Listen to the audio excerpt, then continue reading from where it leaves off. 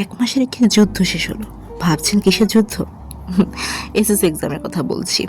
SSC exam শেষ হয়েছে মে মাসের 20 তারিখ।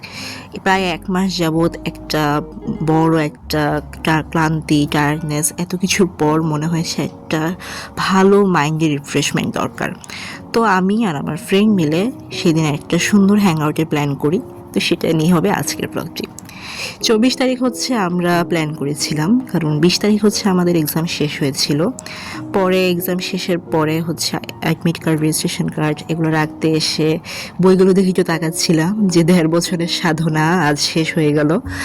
তো এটা ভেবে একটু কষ্ট লাগছিল যে স্কুল জীবনটা শেষ, বাট নতুন একটা শুরু হবে ইনশাল্লাহ।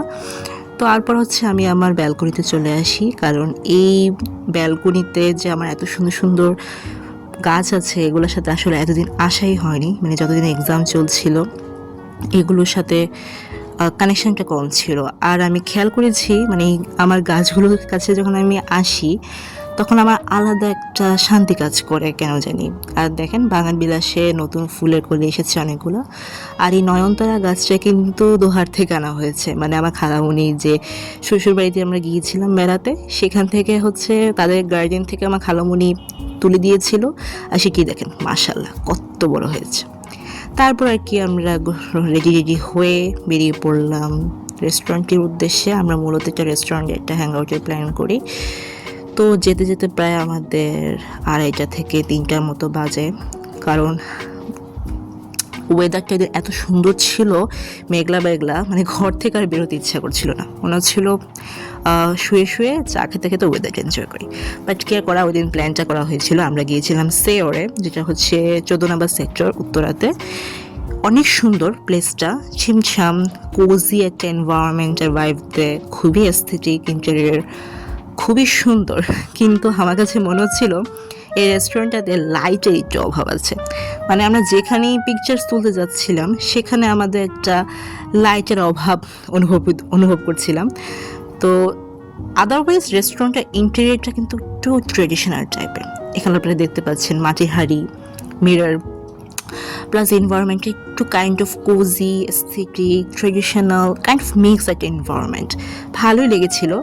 তারপর আমরা হচ্ছে প্রচুর ফটোশ্যুট করছিলাম। প্রথমে গিয়ে হচ্ছে আমরা খাবারের অর্ডারটা প্লেস করি আগে, তারপর চলে আমাদের একটা ধুমধাম ফটোশ্যুটের একটা যুদ্ধ।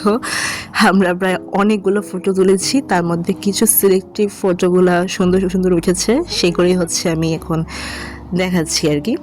ফটো তুলতে তুলতে আমাদের অ্যাপেটাইজার চলে এলো। আমরা হচ্ছে ফিশ ফিঙ্গার নিয়েছিলাম অ্যাপেটাইজারে।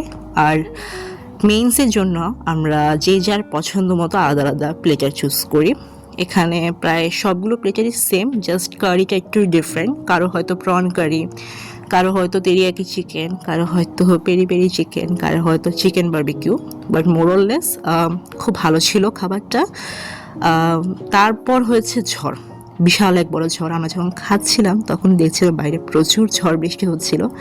ওদের খুব সুন্দর একটা রুফটাও আছে, যদিও ওখানে আমাদের ইচ্ছা ছিল খুব সুন্দর একটা সময় কাটানো, কিন্তু আমরা গিয়ে দেখি ওখানে প্রচুর ঝড় হচ্ছিল, যদিও বৃষ্টি হচ্ছিল না তখন, কিন্তু বেশ একটা ভালো একটা ঝড় হচ্ছিল। আর দেখেন ঝড়ের এত অবস্থা, আমরা তো ভেতর থেকে বুঝিনি, উপরে উঠে দেখি গাছপালা সব লন্ডভন্ড হয়ে গেছে। এই মেঘলা দিনে চা ছাড়া কি জমে? একদমই না। তাই আমরা চলে গেলাম চা খেতে লাবণবাতে। এভাবেই আমাদের সুন্দর একটি দিনের সমাপ্তি ঘটলো। Thanks for watching. আসসালামু আলাইকুম।